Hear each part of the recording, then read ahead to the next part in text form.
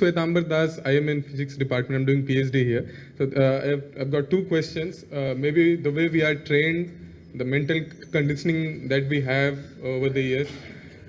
So one is why this sacred is important. I mean, I sort of understand it, but I want an answer to that. Well, sacredness is important if we feel that is the nature of reality.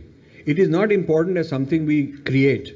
Sacredness, if my worldview is that I have experienced in a meditative state, and I believe, I've understood it, that sacredness, this cosmos is a sacred entity. This whole cosmos is divine, and we are a manifestation of that. It is not a question of why it's important. It's a question, this is the truth. Therefore, I have to transmit the truth. And I'm practicing this my lifestyle is truth I'm practicing.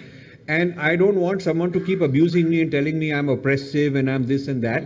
Okay, basically they should leave me alone, get lost and do their own thing somewhere else, and don't do Indology. Because Indology, if to me it means sacred, it's like you go to another country and they're doing a ritual, it's very sacred to them. My principle is I have no business interrupting. I have no business telling them that they're wrong, converting them, this or that. I leave them with respect. I either listen to them, learn, maybe I'll learn a few new things. And if I don't understand it, I'd leave them with respect, leave them alone. Yeah. And all I'm saying is we as a tradition would like to be left alone rather than constantly being bombarded with why we are wrong for this reason or that reason. And this Western Indology is a huge attack mechanism.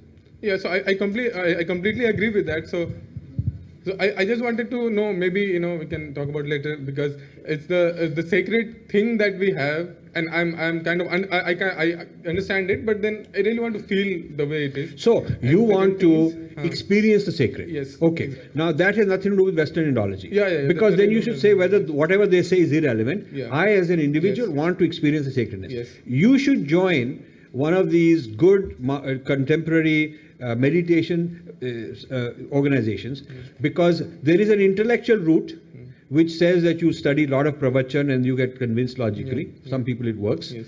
And that may. There is the emotional route, which you go to bhakti a lot, and then you feel a certain state of consciousness that comes through bhakti. Yes. Then there is the meditation route, where you go through in a meditation process, you actually get experiences. And then you are very convinced once you get your experience, you'll never be the same guy again. And then you will not need an Indologist to tell you this way or that way. You will basically be saying, listen, there's no way you can convince me. I'm one of those insiders mentioned in this book. You cannot convince me. You can just keep abusing me and I wish you'd go away. That is all you'll be able to say. Yes. And the previous question. And the previous question also, that why are we deficient in our communication that we can't explain to them? The point is that if a person hasn't seen color, they have monochrome vision, no matter how good articulate you are, you cannot explain to them what is yellowness, what is redness, because you can't explain it. So there's a certain opening of consciousness that those who have been privileged to experience are indeed very fortunate. I will tell you that.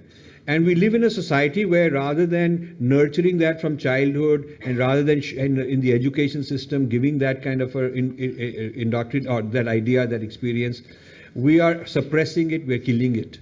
And that is, I think, is a problem. We are harming society by denying them what is a very natural human thing, which is the quest for the spiritual.